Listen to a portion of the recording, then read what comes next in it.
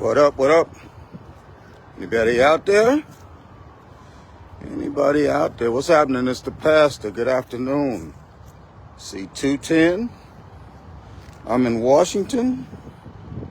Let's see. I think I'm going to stop right here under the shade of this tree and see if I can tag some people. A few people at least. Hoping everybody's having a wonderful day today. I'm right here in Washington, D.C. Plane going overhead right now. Here on a trip with Brady.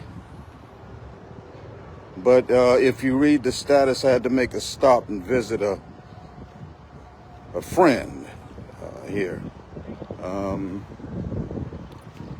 Let's see if I can get some more people tagged up.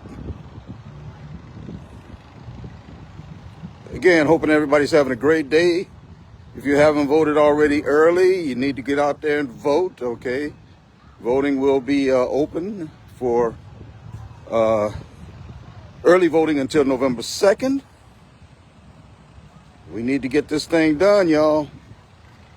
We need to show them what we made of, for sure.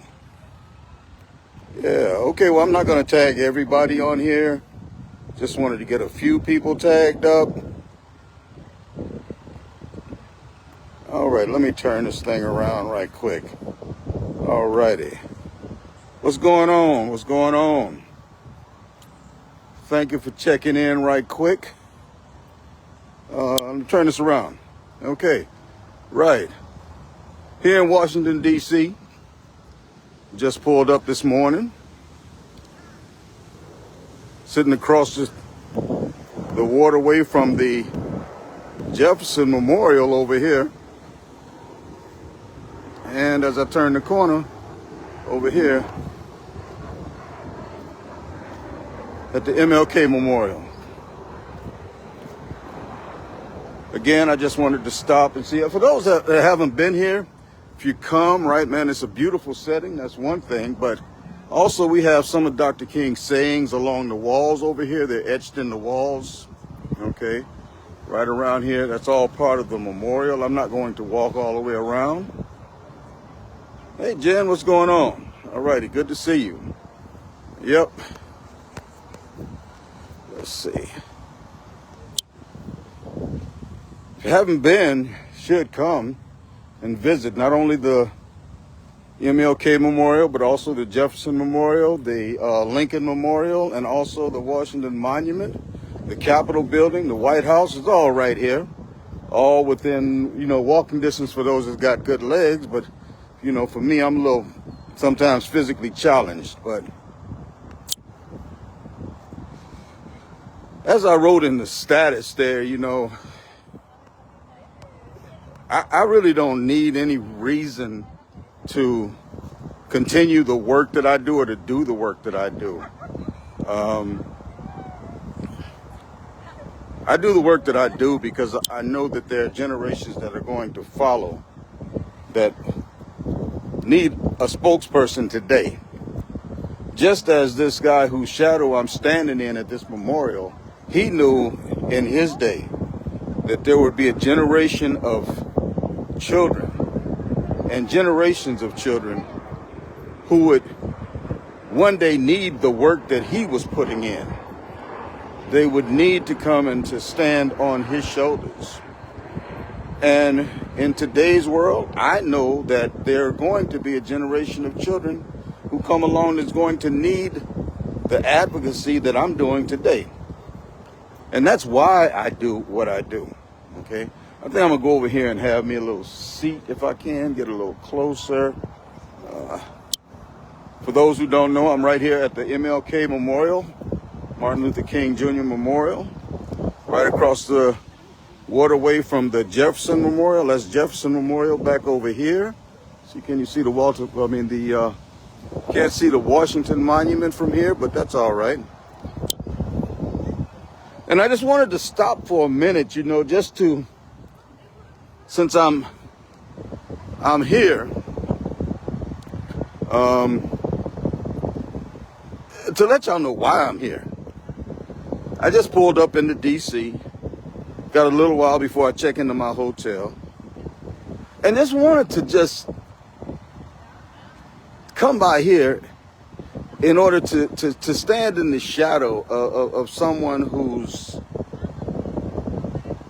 moral values, whose life that I really admire. How he lived a life of unselfishness. And when it came to serving the public, a life of honesty and truth, a life of integrity when it came to serving the public. But of course, just like any of our leadership, people badmouthed him, they demonized him,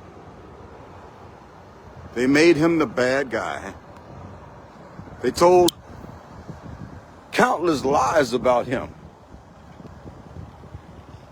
in order to justify their own deceit. And sometimes, you know, like I said, I don't need to convince myself about why I do what I do.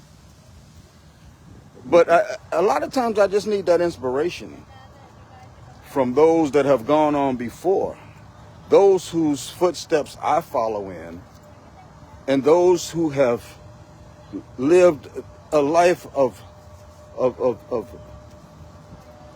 moral motivation, driven to do right by the people. Something internally that just told them that there were people who really need help, people who were suffering, and that their life and their job became to do something about the wrong that we see in our nation and in the world. And so here I am. Let's see. I just got a call from somebody, a good friend of mine. I think he knows I'm on live.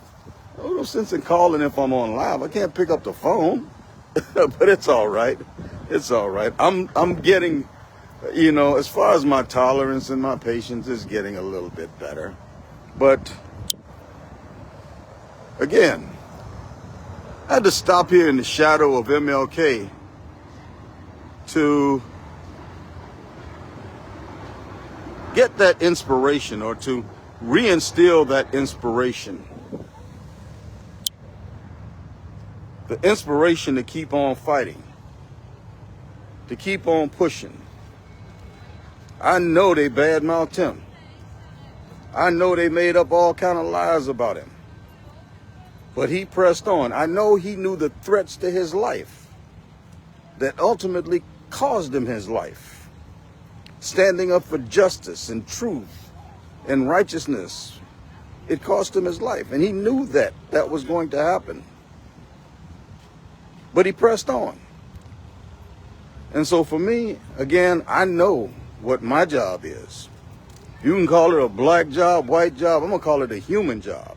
I know what my job is. And I know that I'll press on in the work that I do. But every now and then, to stand in the shadow of someone who stood for justice. Not only stood for justice, he died for justice. I don't have any problem with coming here to draw some additional inspiration from the man whose shadow I stand in right now. So listen, you all take care. Have a wonderful day. I just wanted to jump on right quick, say a few words, and then go and see if I can get checked into my hotel room, because gun violence prevention calls. It ain't about no block for me. It ain't about no community. It's not just about the south end of North Charleston for me. It's about making our nation safer for everyone. Not about taking anybody's rights or anything like that, but about making this nation a safe place for everybody, where our kids do not have to do active shooter drills anymore, where our grandparents can sit on their porch once again in the evening time, or walk safely to the grocery store, a grocery store that ain't cheating them out their money. Okay, I could go into a whole long spiel on that, but those are the same ideals of the man whose shadow I stand in today. And there are people that still today, just like they badmouthed him then, they still badmouth him. And some are going to look at this little short live I'm doing and cringe and say, well, didn't you know he did this? And didn't you know he did that? Same thing that they do to me today. Demonize.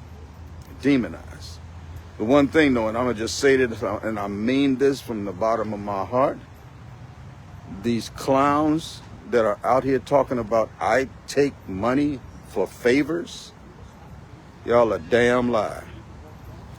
And one day the truth gonna shine through. And I don't care who you are. I don't care what your title is, your position. Whether you just Joe Schmuckatelli on the block. You're a damn lie. This the pastor. Ain't nobody called me. I've been driving for 4 hours this morning, ain't no. And I hit the stand down button and it called right back. All right, folks. Let me get over here and go answer these phone calls, okay? And before my meter runs out on the street. Y'all take care. Peace.